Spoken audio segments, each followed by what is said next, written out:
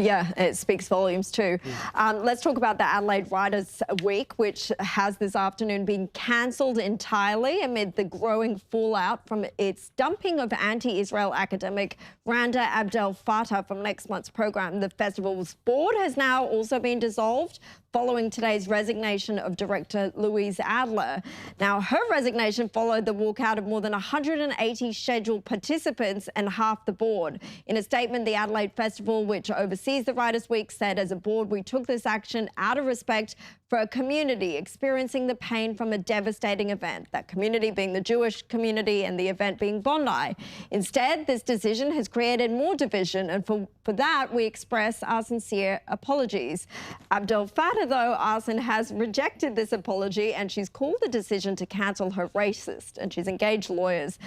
What do you make of this whole implosion of the Adelaide Writers' Week? Look, it's terribly sad, the situation that we've arrived at. Writers' festivals are meant to be, forums for free speech, exchange of ideas. But sadly, over the years, they've become hubs where anti-Semitism has become so widespread and entrenched. Now, it should not have come to this, but it has, and partly, in large part anyway, over years of platforming writers who, instead of exchanging in ideas and robust debate, have actually sowed discord and disunity and hateful language targeted specifically against the Jewish community. Now, obviously, I wish it didn't have to come to this, but it has, and at a time when we should be coming together to heal, especially as we still mourn the 15 people who were murdered in the Bondi attack, this really wasn't a time to only pour more fuel on this division. Well, I think Abdel Fattah should never have been given an invite in the first place. After the past 2 years, she's just poured fuel on the fire of anti-Semitism. She posted a picture of a Palestinian paraglider the day of October 7, and it hasn't stopped since. So it's a wonder she was invited. They should have known this could happen, but there you go. Look, I mentioned earlier how you were among the victims of last month's horrific terror attack in Bondi, Arsen. Now some of the other victims and their families are speaking out. Shana Gutnick, whose father, Reuben Morrison, was killed as he bravely tried to protect others by throwing bricks at one of the gunmen. She's called for the federal government to set up a new compensation scheme for the relatives of those murdered in the attack.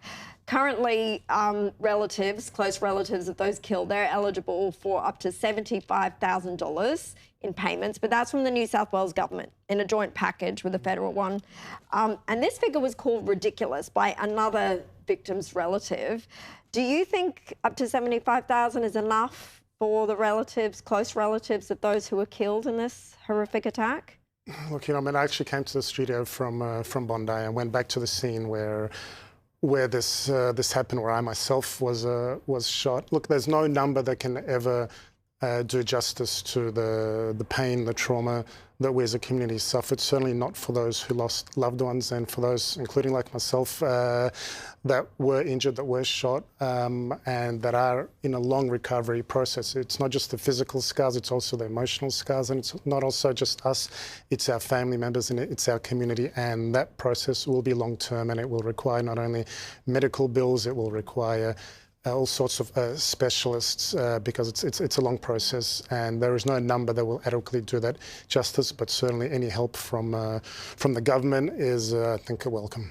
Yeah, and many people might not realise that a lot of those victims were themselves lived in housing commission. They're not well off.